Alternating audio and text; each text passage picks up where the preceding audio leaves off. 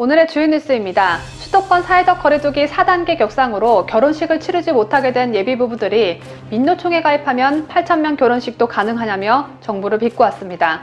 지난 3일 8,000명이 모인 민노총 집회엔 관대했던 정부가 오늘부터 2주간 결혼식은 친족 49명까지만 참석할 수 있게 했기 때문입니다. 한 예비신부는 결혼식 취소 시 위약금이 1,000만 원이라며 예식장 최소 보증 인원은 축소 불가이고 49인 미만이 와도 200명분의 식대를 다 지불해야 한다고 분통을 터뜨렸습니다. 최근 북한에서 청년층에 파고드는 대한민국 문화를 더욱 엄격히 단속하고 있는 것으로 나타났습니다. 국정원의 국회 보고를 보면 남자친구의 줄임말인 남친과 같은 젊은이들 말투 하나하나까지 통제하고 있고 길거리에서 남녀의 포옹을 혁명의 원수라며 금지하고 있습니다. 여성과 진하게 포옹하는 것을 좋아하는 문재인은 이에 대해 어떻게 생각하고 있을지 대단히 궁금합니다. 북한 공산당과 중국 공산당 간 우호조약 60주년을 맞아 두 뚱땡이들이 친서를 교환하고 양국 관계의 협력을 더욱 강조했습니다. 김정은은 중국과 굳게 손잡고 나아갈 것이라고 말했는데 다른 나라에 피해주지 말고 나아가든 날아가든 나가 떨어지든 하길 바랍니다. 최재형 전 감사원장이 대선 출마를 공식화합니다. 최 전 원장은 선친인 최영섭 예비역 해군대령의 사무제를 지내기 위해 오늘 국립대전 현충원을 찾을 예정인데요. 그 자리에서 대선 출마 결심을 밝힐 것으로 알려졌습니다. 최 전 원장의 측근은 한국일보와의 전화통화에서 대전 현충원 방명록의 정치참여 결심에 대한 소회를 쓰고 기자들의 질문에 답하는 형식으로 대선 출마에 대한 입장을 직접 밝힐 것이라고 말했습니다. 노무현을 언급하며 대선 후원금을 호소한 이재명 경기지사가 모금 가능액의 절반 이상을 채워 14억 원을 돌파했습니다.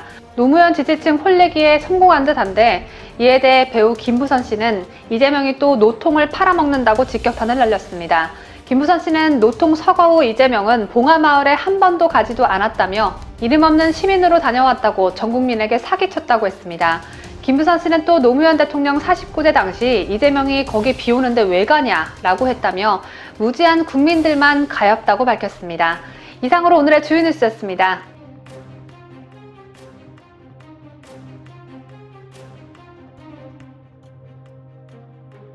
오전 7시에 7가지 소식을 전해드리는 뉴스탑 7, 지금 바로 시작합니다.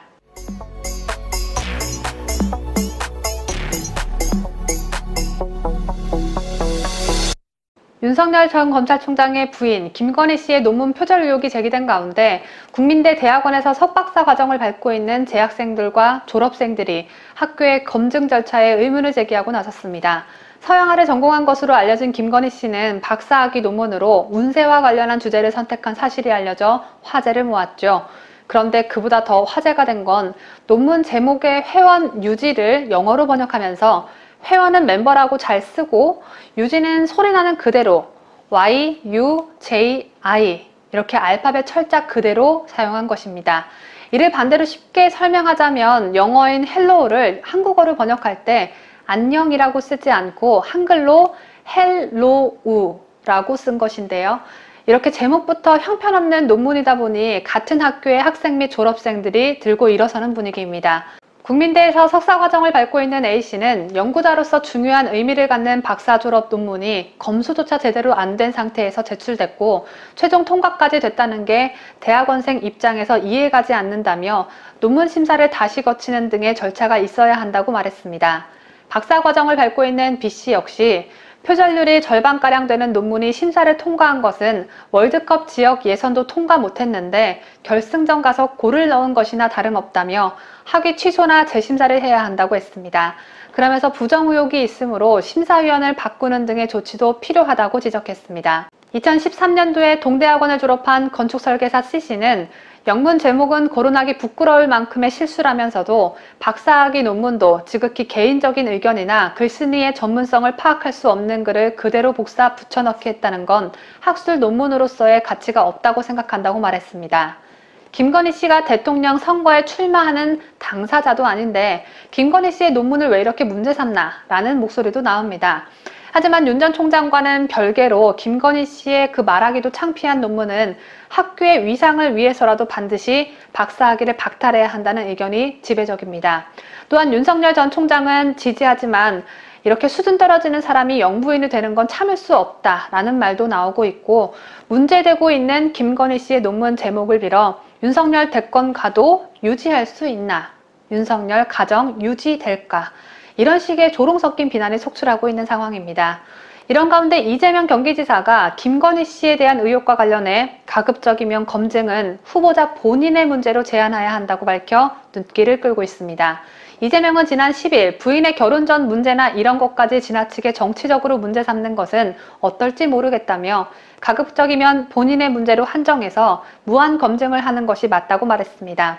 그러면서 물론 부인이 부정한 행위를 했는데 비호했다면 후보 본인의 문제라고 덧붙였습니다.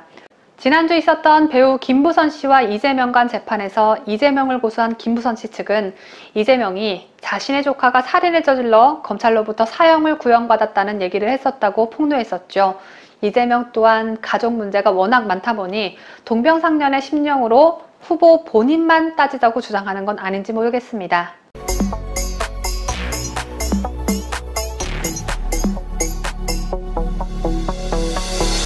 그간 정부는 세월호 참사 진상규명을 위해 정권을 바꿔가며 국가기관을 총동원하고 수많은 예산을 들여 철저한 조사를 벌였습니다. 검찰 수사와 국회 국정조사, 감사원 감사, 해양안전심판원 조사, 특조위 조사, 선체조사위 조사, 사회적 참사 특조위 활동을 통해 명백한 사고 원인을 밝혔고 책임자를 거듭 처벌했습니다. 이로 인해 검찰 수사에서만 400명이 입건되고 150명 넘게 구속, 기소됐죠. 재판 과정에서 선체 불법 증축과 평형수 부족, 부실한 화물 고정, 운전 미숙, 감독 소홀 등 참사를 야기한 원인들이 빠짐없이 드러났습니다. 또 세월호 진상조사를 한다며 쏟아부은 세금도 한두 푼이 아니죠. 야당 집계에 따르면 사참위 등 진상조사위원회에 작년까지 650억 원 예산이 투입됐습니다.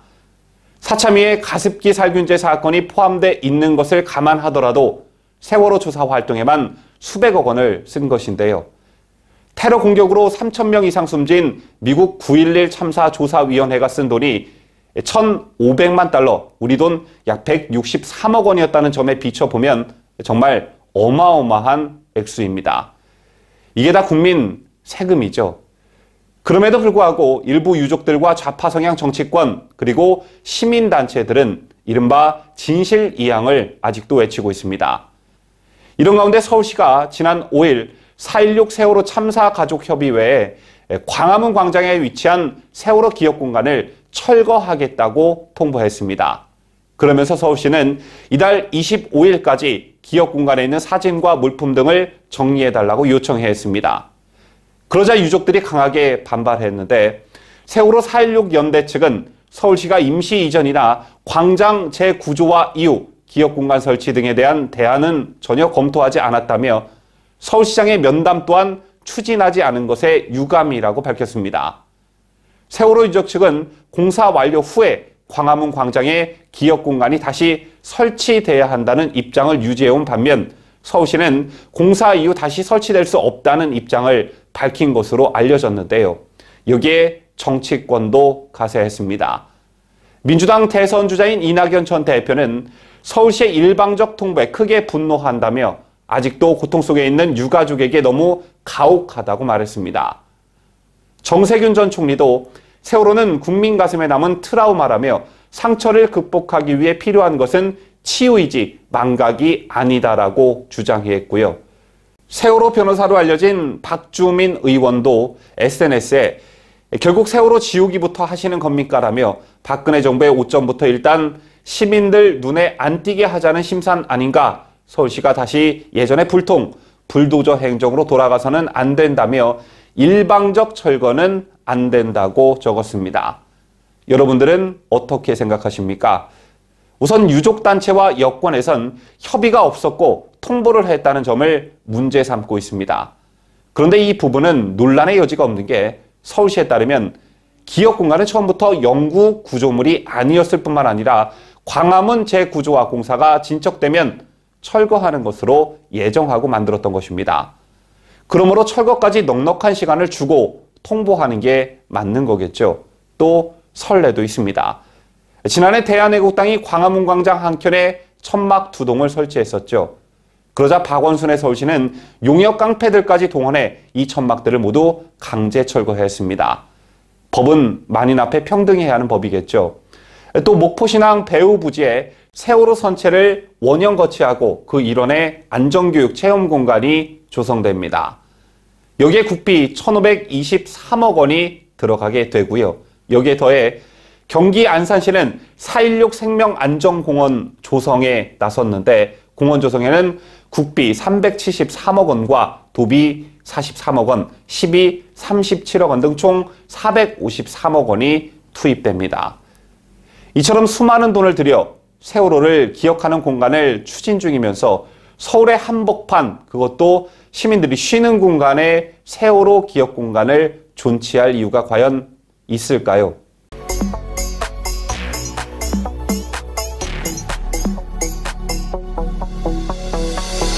야당에서 제기한 여성가족부 폐지론으로 정치권이 떠들썩한 가운데 통일부까지 폐지 대상에 공개 거론되고 있지요.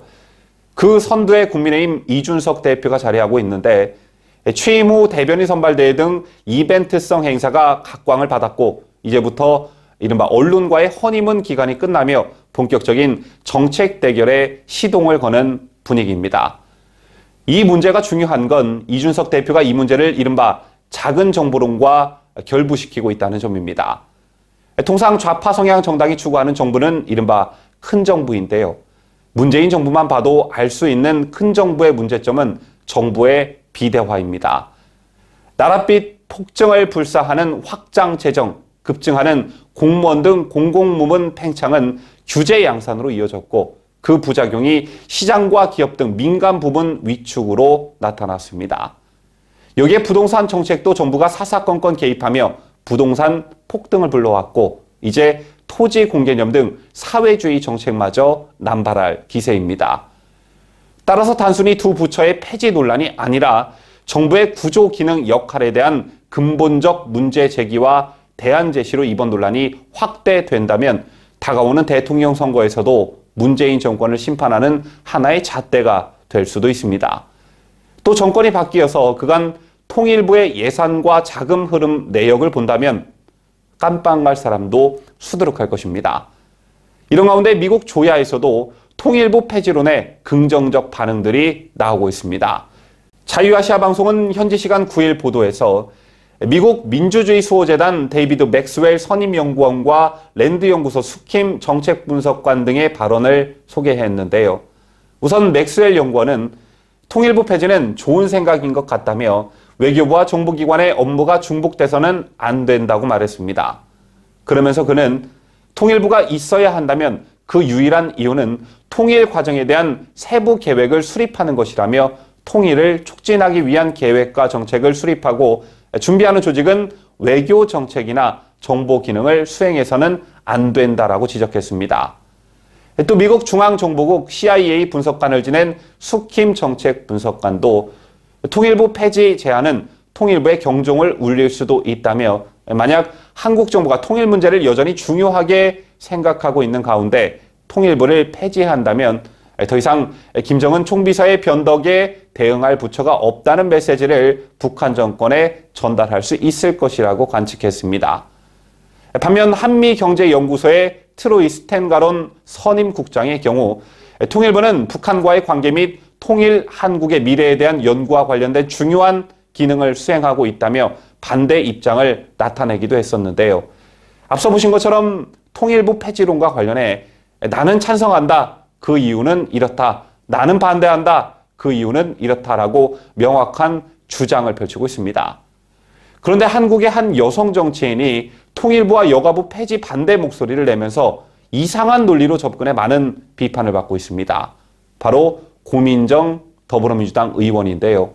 고민정 더불어민주당 의원은 이준석 국민의힘 대표가 여성가족부와 통일부 폐지를 주장한 데 대해 윤석열 전 검찰총장 배우자와 장모 논란을 이슈로 덮으려는 수라고 주장했습니다. 참 어안이 벙벙한데요.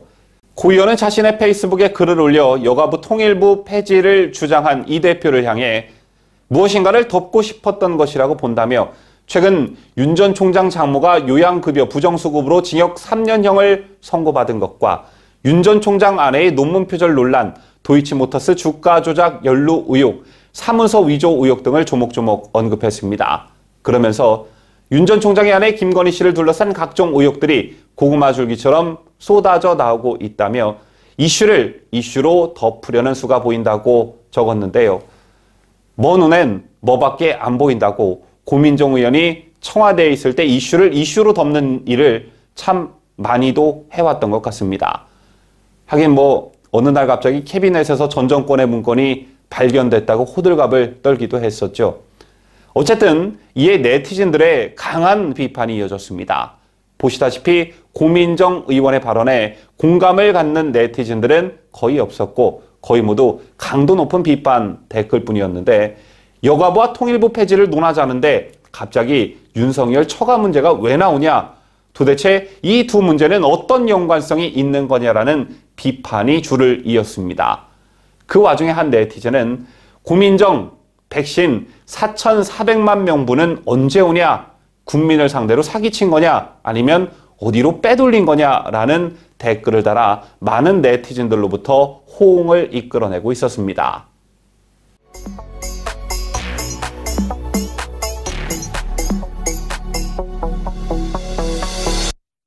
고 이건희 삼성그룹 회장의 유족이 국가에 기증한 문화재와 미술품을 전시할 국가기증 이건희 소장품관 건립 후보지가 서울 용산구와 마찬가지로 서울 송현동 두 곳으로 압축됐습니다. 국민적 관심 속에 여러 지자체가 기증관 유치를 희망했지만 문화체육관광부는 전문가 의견 수렴 결과 서울 송현동과 용산 중 한 곳이 기증관 건립지로 적합하다는 결론을 내렸습니다. 전 국립중앙박물관장인 김영남 활용위원회 위원장은 이건희 회장 컬렉션에는 성물, 도자기, 유화 등 다양한 미술품들이 있는데 이들 작품을 보존 관리하고 전시하기 위해서는 서울에 있는 국립중앙박물관 현대미술관 경험과 인력이 필요하고 국립중앙도서관과 협력해야 하는 부분도 있다며 기증품이 서울에 있어야 원활하게 업무를 할 수 있다고 말했습니다. 이어 김 위원장은 접근성 면에서도 송현동과 용산이 최적이라며 이 두 지역은 국립중앙박물관과 국립현대미술관 인근에 있고 미술관은 도심에 있어야 한다는 게 생각이라고 덧붙였습니다. 아울러 고미술과 근현대미술을 분리하지 않고 한자리에 모아 전시하기로 한 데 대해서는 기증자의 취지를 살리고 기증문화를 활성화하는 방안이라고 설명했습니다. 이건희 미술관의 유치를 가장 크게 기대했던 곳은 이건희 회장이 태어난 곳인 대구시가 아니었을까 생각됩니다. 이건희 미술관이 서울로 정해졌다는 발표가 나자 우리공화당 대구시당은 이것이 문제인식 균형 발전의 실체라며 강하게 반발했습니다. 우리공화당 대구시당은 지난 8일 보도자료를 통해 현재 국가 주요 문화시설인 국립현대미술관 4곳 모두 수도권에 집중되어 있다며 문화균형 발전을 생각한다면 이건희 컬렉션의 지방행은 반드시 필요했다. 이는 서울과 지방 간 문화 격차를 단숨에 줄일 수 있는 기회였다고 말했습니다. 그러면서 하지만 문재인 정권은 제대로 된 공모 절차도 없이 수도권 표만을 의식해 이건희 미술관 서울행을 결정했다. 이것이 과정은 공정할 것이다 라는 문제인식 공정이다라고 비판했습니다. 우리공화당 대구시당은 문재인 정권은 대구에 땡전 한 푼 줄 생각이 없다고 솔직히 고백하라라며 아무리 이건희 회장이 대구에서 태어나고 삼성이 대구에서 시작되었으며 대구 전역에 이건희 회장의 숨결이 남아있어도 대구는 이건희 미술관을 가질 수 없다고 말하라. 코로나를 핑계로 삼아 대구 봉쇄령은 내릴 수 있어도 밀양 신공항은 빼앗아 갈 수 있어도 대구 사람들에겐 아무것도 주기 싫다고 당당하게 말하라 라고 직격탄을 날렸습니다. 반발은 한국민족예술단체 총연합, 이를 줄여 한국민예총에서도 나왔습니다. 한국민예총은 문화체육관광부가 문화에서도 일어나고 있는 수도권 집중의 현실을 타파하기 위한 노력을 외면했다고 비판했습니다. 또 새로 건립되는 국립기관의 이름을 이건희 기증관으로 하는 것에 대해서도 이의를 제기했습니다. 한국민예총은 지난 9일 이건희 컬렉션 활용 방안의 졸속 결정 문제 있다는 제목의 성명을 발표하고 문화 향후의 극렬 발전은 작은 나라를 더 작게 만들고 있는 수도권 집중이라는 현실을 타파하기 위해서도 꼭 필요한 일이라고 설명했습니다. 한국민예총은 한국 어느 곳에 이건희 기증관을 두어도 우리 국민들 모두는 충분히 문화 향유 기회를 확대하여 누릴 수 있다며 문체부가 국립중앙박물관과 국립현대미술관의 유기적 협력 체계를 위해 서울 입지를 결정했다고 설명한 것에 대해서도 핑계로 들린다고 비판했습니다. 이건희 기증관의 명칭 문제와 관련해서 한국민예총은 왜 새로 설립하는 국립현대미술관을 이건희 기증관으로 한정하는지 의문이라며 이건희 회장 유족의 큰 결정을 존중하고 환영하지만 앞으로 이어질 국가기증의 수용을 고려하고 재벌기업의 사회적 역할에 대한 비판을 감안할 때 이번 명칭 결정은 국민 정서에 부합하지 않을 우려가 크다고 본다고 주장했습니다. 한국민예총은 또 이건희 컬렉션 유치 과열을 이유로 공모 절차 자체를 외면한 문체부의 결정에 대해 성급했다고 지적하면서 이번 결정을 재고할 것을 정부에 강력히 요구했습니다. 한국민예총은 처음으로 등장한 대규모 국가기증의 의미를 살리고 문화국가로 자리매김하기엔 너무나도 짧은 논의와 급작스러운 결정이라며 위원회를 보다 많은 이들이 참여할 수 있도록 폭넓게 개방하고 좀 더 진중한 논의를 통하여 많은 이들이 만족할 수 있는 결과가 나올 수 있도록 해야 한다고 말했습니다.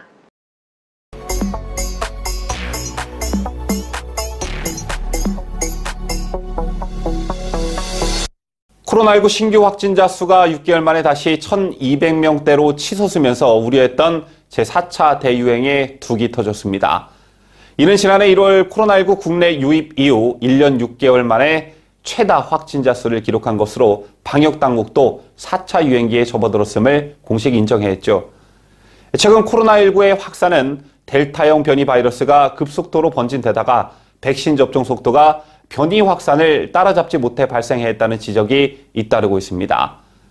델타 변이가 기승을 부리는 미국에서 코로나19 신규 확진자의 99.7%가 백신을 맞지 않은 것으로 나타났다는 점에서 비춰볼 때 백신을 조기에 확보하지 못한 문정권의 책임은 매우 중하다고 볼 수 있는데요. 그리고 또 한 가지 문재인이 이제 터널의 끝에 와 있다는 식으로 한마디 할 때마다 코로나가 유행병처럼 급속히 확산하는 이 신기한 상황이 계속해서 연속되고 있습니다. 이건 뭐 어떻게 과학적으로 설명이 안 되는 부분이기도 하죠. 어쨌든 최근 한 달 새 백신 접종 속도가 다시 느려지고 있는 현실은 엎친 데 덮친 격이라 할 수 있습니다. 백신 조기 미확보 때문이라는 비판에 방역당국이 백신 접종률을 높이기 위해 속도를 내다 보니까 또다시 공급이 수요를 못 따라가는 현상이 벌어지게 된 것인데 그 피해는 오로지 국민들께서 떠안고 계십니다. 안녕하세요. 거리두기 강화가 갑자기 결정이 됐는데 매출이나 예약에는 좀 영향이 없습니까? 왜 없겠어요? 많죠. 저희는 이제 11일 날 시국이지 않겠어요? 그래서 8일 날에서부터 완화가 된다고 해서 예약이 많이 들어왔었어요. 그래서 물건을 많이 준비를 해놨거든요. 그런데 어제 갑자기 강화돼 버렸잖아요. 그러니 다 예약이 취소되고 물건을 많이 해놨죠? 날씨는 덥죠? 다 버려야 될 상황입니다. 정말 너무 난감하고 너무 속상하고 죽고 싶습니다. 정말. 앞서 보신 대로 정부의 오락가락 방역 대책은 수많은 피해자를 생성해내고 있습니다. 당국의 방역 실수와 백신 미확보 그리고 거듭된 정책 실패를 온 국민이 떠안고 있는 셈이죠. 이런 가운데 코로나19와 관련한 논쟁이 다시 불붙을 전망입니다. 코로나19의 종식은 그 끝이 보이지 않고 어쩌면 불가능할지 모른다 때문에 이젠 독감처럼 매년 백신을 맞으며 공존할 수도 있다. 그러므로 이동의 자유 등 인간의 자유를 침해하는 통제식 방역보다 새로운 길을 모색해야 한다는 주장이 고개를 들고 있는 것입니다. 싱가포르는 지금까지 코로나19 감염자 제로 전략을 포기하고 코로나19와의 공존을 전제로 한 새 방역 로드맵을 마련했습니다. 싱가포르 보건부는 국경 봉쇄와 감염자 추적, 그리고 엄격한 사회적 거리두기, 확진자 일일 집계 및 발표 등을 중단하기로 했는데요. 백신 접종이 늘어나면서 치명률도 급격히 떨어져 매일매일 상황에 집착하기보다 위중증 환자와 병원 중환자실 입원자 수만 집계하고 델타 변이 감염 등 새로운 추세에 집중해 코로나 상황을 관리해 나간다는 그런 계획인 것입니다. 싱가포르 보건부는 지난달 29일 발표한 성명에서도 코로나 팬데믹과의 싸움이 확산을 막고 접종을 확대하며 코로나와의 공존이라는 뉴노멀로 전환하는 새로운 국면에 접어듦에 따라 방역 대책도 전면 개편할 필요가 있다고 새 방역 로드맵을 마련한 배경을 밝혔는데요. 국경을 통제하고 2인 이하 모임만 허용하며 강력한 사회적 거리두기 지침을 어길 경우 과징금을 부과하고 신규 확진자의 감염 경로를 추적하는 방식이 지금까지는 성과를 거뒀지만 변이 바이러스가 계속 늘어나고 빠르게 확산하면서 지금의 방식을 유지하는 것이 더는 현실적으로 어렵다는 판단이 깔려 있는 것입니다. 이 같은 기류에 영국도 합세하는 분위기입니다. 영국도 오는 19일 봉쇄 조치를 풀 예정인데 이 조치는 12일 최종 결정을 거쳐 19일부터 적용됩니다.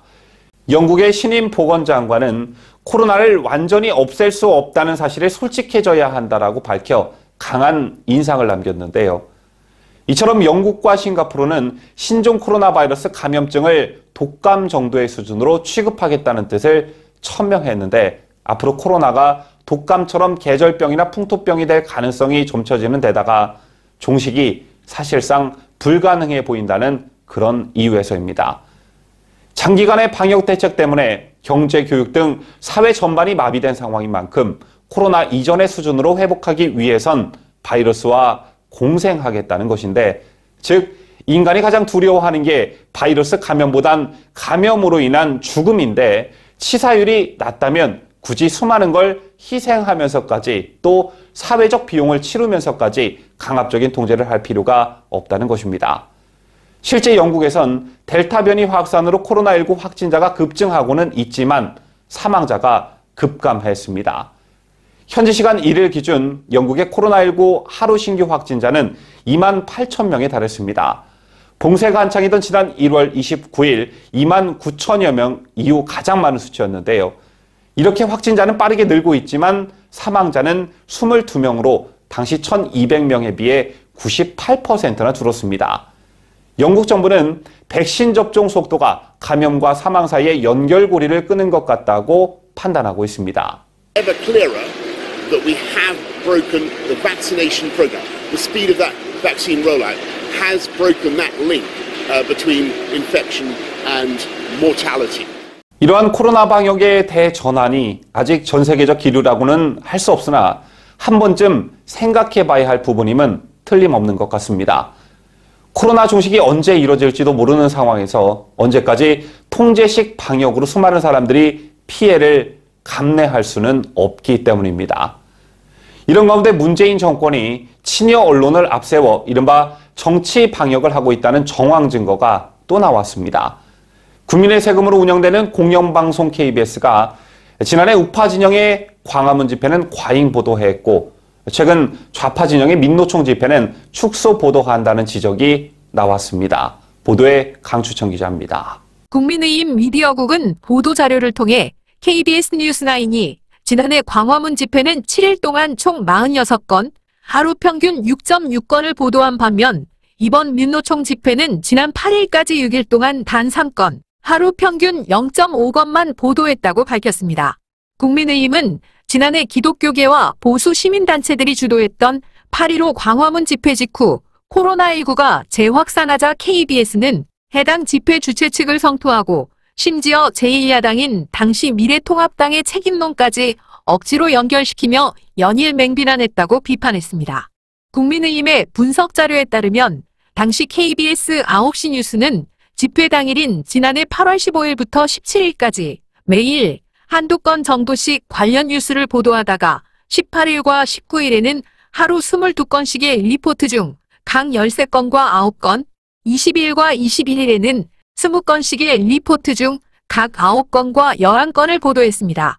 보도 내용 또한 집회 참가자들을 통해 전국 곳곳으로 확산되고 있다. 워낙 숫자가 많아 검사에 얼마나 시간이 걸릴지 알 수 없다. 광화문 집회는 전국 확산의 기폭제가 됐다 등 공포를 조장하는 자극적인 멘트까지 동원했다며 KBS 보도 내용을 지적했습니다.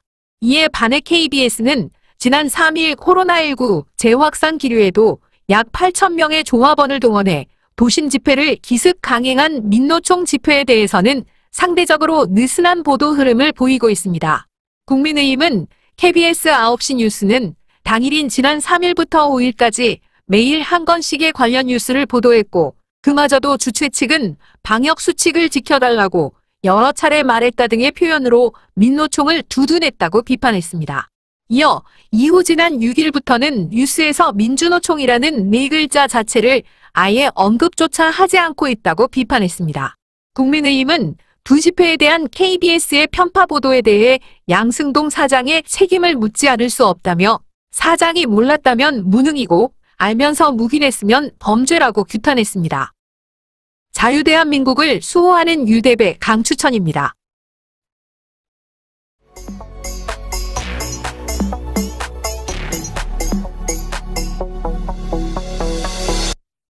명실상부한 대한민국 건국 대통령이죠. 이승만 전 대통령 서거 56조기 추모식이 거행됐습니다. 정치권에서는 이승만 건국 대통령 기념사업회 부회장을 맡은 나경원 전 의원과 일부 국민의힘 소속 의원들, 조원진 우리공화당 대표 등이 참석했지만 이준석 국민의힘 당대표는 물론 김기현 국민의힘 원내대표 모두 불참했습니다. 경남 김해까지 가서 노무현 부인 만날 시간은 있고 서울에서 열린 이승만 전 대통령 추모식에 참석할 시간은 없나 봅니다. 11일 열린 추모식은 당초 이 전 대통령 서거일인 19일에 열릴 예정이었습니다. 하지만 코로나 확산에 따른 방역지침 강화를 고려해 이날로 변경했습니다. 신철식 기념사업회 회장은 추모사에서 최근 유엔무역개발회의가 대한민국의 국제지위를 개발도상국에서 선진국 그룹의 일원으로 변경했다며 이러한 기적이 일어난 데에는 1948년 건국 이래 수많은 순국 선열의 피땀이 있겠지만 1등 공우는 건국의 아버지인 이승만 건국 대통령의 것이라고 말했습니다.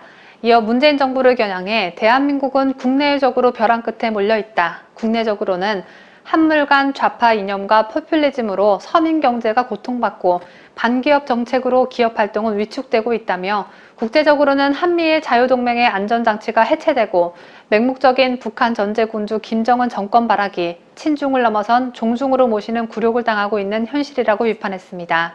나경원 전 의원은 지난 4년간 우리는 암울한 역사를 지냈다. 문재인 정권이 자유민주주의에서 자유를 삭제하려 했고 한미동맹의 근간을 흐트러뜨리려고 했다고 오늘 뗐습니다. 이어 이재명 경기지사를 겨냥해 최근 여권의 유력한 대통령 후보가 미군은 점령군이라는 경악할 만한 발언을 했다며 우리는 이승만 건국 정신을 기려야 한다고 한미 상호 방호 조약 담화문을 낭독했습니다.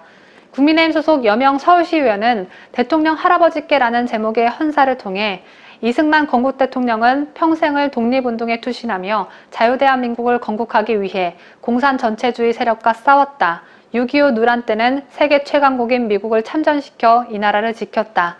전기 생산도 원활하지 않던 때 원자력 발전에 첫 삽도 떴다. 그의 애국 애족의 의지가 머문 모든 곳으로부터 말미암아 대한민국이 세계 무대에 우뚝 서 있다라고 말했습니다. 여명 의원은 이어 그런데 2021년 대한민국 집권 세력은 평화 통일을 말하지만 그 평화란 3대 세습 김씨 정권의 평화를 말하고 눈치를 보는 굴종이라며 혈맹이자 우리 외교안보의 한 축인 한미동맹이 오늘날에 와서 근본까지 흔들리고 있다. 민주주의의 이름으로 민주주의를 무너뜨리는 세력이 권력의 정점에 따리를 틀고 있다고 문재인 정부를 비판했습니다. 추모식에서는 배재 아펜젤러 중찬단의 특별 찬송과 임청아 백석대 교수의 추모 노래가 울려 펴졌습니다. 추모식이 끝난 후 참석자들은 서울 동작구 현충원에 있는 이승만 전 대통령 묘역으로 이동해 헌화했습니다.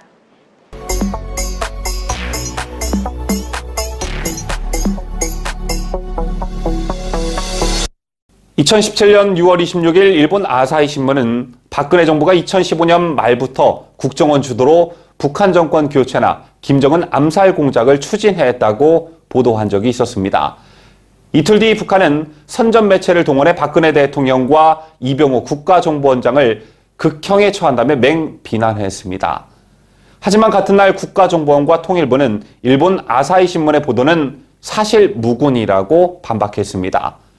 그러나 이로부터 2달 전 일본 도쿄신문은 2016년 5월 북한 노동당 대회 당시 김정은이 탄 열차를 폭파하려는 시도가 있었지만 지역 보위부에 적발돼 미수에 그쳤다는 보도를 내놓은 적이 있었습니다. 그 뒤 2018년 조월간 조선은 좀 차원이 다른 단독 보도를 냈었는데요. 박근혜 대통령 시절 김정은을 암살하고 혁명을 일으키려는 조직이 북한 내부에 있었고 이들을 우리 국가정보원이 지원했다는 내용이었습니다. 월간 조선은 취재 결과 당시 국정원도 북한 내부에 혁명 조직이 존재한다는 사실과 이들이 구체적인 김정은 암살 계획을 세우고 있음을 인지하고 있었다면서 당시 국정원 대북 파트 핵심 관계자는 박근혜 대통령이 탄핵만 당하지 않았어도 통일이 됐을 것이라고 말했다고 전했는데요. 이처럼 박근혜 정부 시절 국정원은 2015년 12월 남북회담이 결렬된 뒤 대결 국면이 심해지자 북한 내 정권 교체를 목표로 하는 혁명 조직을 지원했습니다.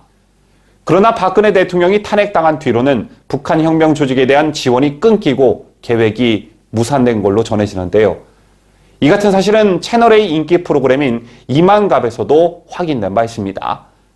도이훈 피랍탈북 인권연대 대표는 이만갑에 출연해 북한 내 혁명 조직을 도왔던 사람이 바로 본인이라며 당시의 상황을 상세히 설명했고 결국 김정은 암살이 실패로 돌아가며 형 동생하며 지냈던 북한의 혁명 조직 일원이 소식이 끊겼다. 아마 처형된 것으로 짐작된다고 말해 안타까움을 전하기도 했습니다. 그런데 요즘 다시 북한 김정은과 관련해 건강 이상설, 쿠데타 모의설 등 북한 분위기가 심상치 않다는 말들이 심심치 않게 들려오고 있죠. 하지만 국정원은 이런 추측들은 모두 부인했습니다. 그런데 북한에서 반체제 활동을 전개하는 소위 혁명 조직의 움직임이 포착됐다는 보도가 나왔습니다. 앞서 말씀드린 당시 혁명 조직은 김정은 암살 작전이 중간에서 정부가 세워나가는 바람에 와해됐는데 또 다른 혁명 조직이 활동을 시작했다는 것입니다. 월간 조선은 도이훈 피랍탈북 인권연대 대표로부터 최근 북한 내에서 활동하는 반체제 조직이 북한에 배포한 SD카드를 입수했다고 보도했습니다. 이 카드는 지난 5월 중순경 평양 일대와 원산, 청진, 신의주 등 북한의 주요 도시에 배포된 것으로 알려졌는데요. SD카드에는 김정은을 몰아내고 사람답게 살 수 있는 새 사회를 세우자는 메시지를 담은 영상, 국내 인기 영화인 베를린, 북한의 전두환 암살 미수, 17명이 순직한 아웅산 묘소 테러 사건 영상 등이 담겼다고 합니다. 특히 김정은을 몰아내자는 내용의 영상에는 북한 노래 기다려다오가 흐르는데 광복의 그날 오면 다시 만나자는 게 노래의 내용입니다. SD카드에 이런 영상들을 넣어 북한 전역에 전달하는 방법은 과거 혁명 조직과 같다고 할 수 있는데요.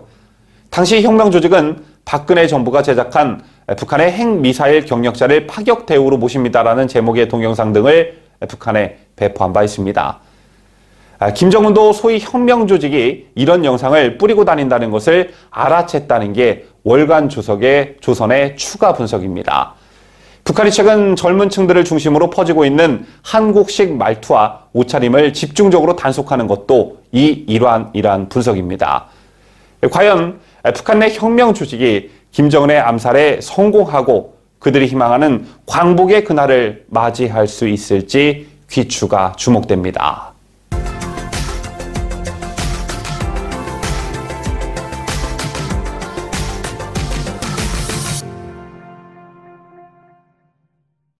이상으로 아침 7시에 전해드리는 뉴스 데일리 베스트 뉴스탑 7을 모두 마치도록 하겠습니다. 시청자 여러분, 새롭게 시작하는 한 주 모두 활기차게 맞이하시기를 바라겠습니다. 지금까지 저는 자유대한민국을 수호하는 뉴스 데일리 베스트 민앵커였습니다.